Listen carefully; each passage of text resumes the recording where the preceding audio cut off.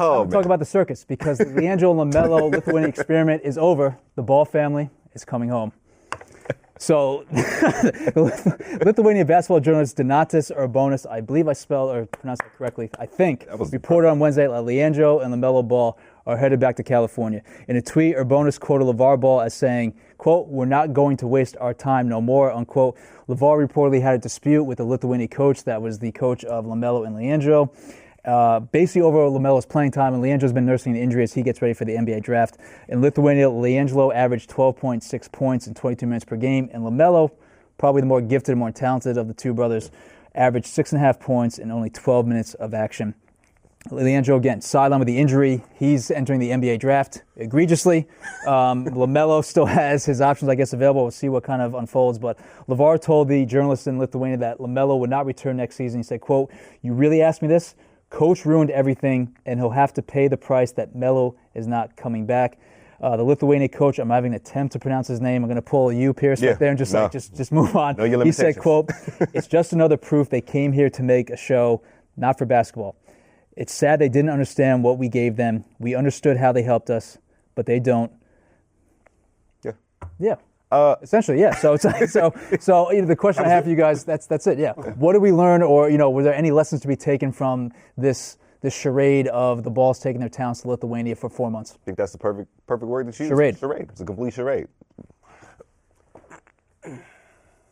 Did they actually get anything out of this? I think the youngest, I think Melo, I can't say that him playing his junior year in high school versus this hurt his growth. I think playing against pros, learning, not being coached by his dad, probably taught him something. But do you think it doesn't hurt his longevity because now he's ineligible to go to any D1 college? I don't think he was planning on going to D1 anyway. Right. But I think he probably got more skill work here than going back to high school, chucking up shots again. Yeah, but only playing 6.5 minutes per game, even against adults? But this should show, playing against adults, not kids. But can't you do it on the weekend out here in the States? But I mean, they had their big baller games, and we see the 50. Yeah, but 60. you call those big baller games a charade. Yeah, but you get to see it. You get to see it now because now the real stats are coming out that the LiAngelo averaged 12 in a mediocre league. The youngest son averaged 6. Yeah. So these 70s and 55, 80 points we always heard about, we actually really realized that they were just full of shit. So is the only logical move for these two guys is to go into this mythological big baller brand league that's coming up shortly? I think LaMelo is gonna be the face of the JBA. Was it? I forget what it's officially called. The JBA. I think he's going to be the face of the JBA. He'll probably be on one of the worst teams out there, so he can basically get back his junior year, average 45, 55 against mediocre high school kids that he's obviously better than. Yeah. Gelo, I mean, I don't want to be negative here. He's not going to get drafted. But if you came out of this league averaging 25, 30, I would say, you know what, you probably have a legitimate shot. But the fact that you average 12, and this is not UCLA. This is not college basketball. Not at all. This is right above high school. Yeah. This is below JUCO, and you average 12. I don't see who actually considers drafting you. I really don't. Like, you average 12 in a bottom league. No, it makes sense. It makes division. Sense. Like, I don't see where the fan base, I don't see it as a general manager, I'm going to say, you know what, I want to put him on, I'm not going to waste a spot there. Like, maybe get him on the G League, but. But again, all right, so if he's maybe a borderline G League player at best.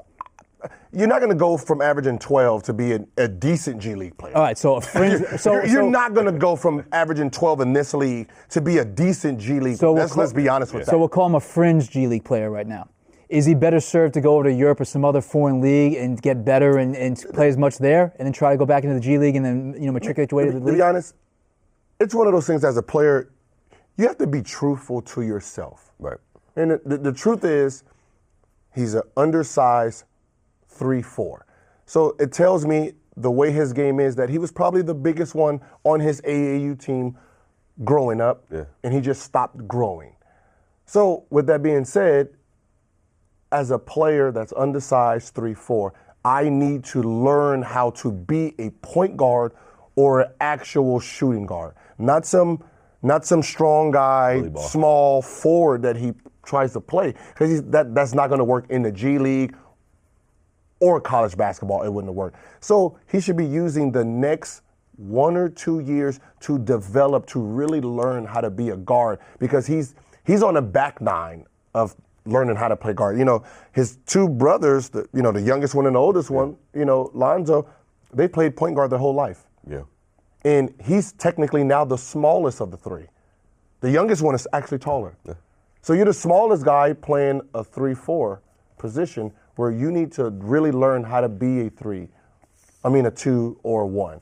And that's what he needs to understand. And if he wants to make it to the NBA at some point in his career, he needs to really use the summers and probably overseas to learn how to be a shooting guard or a point. Should play football like his daddy. That's it. That's not too late. I mean, you're still. Like, I was trying to go the whole time without badgering him. I'm just saying. He got a good listen. He does, but play football. If you didn't play football your whole career, you're not gonna just pick the shit. Same thing as if you didn't play point guard your whole career.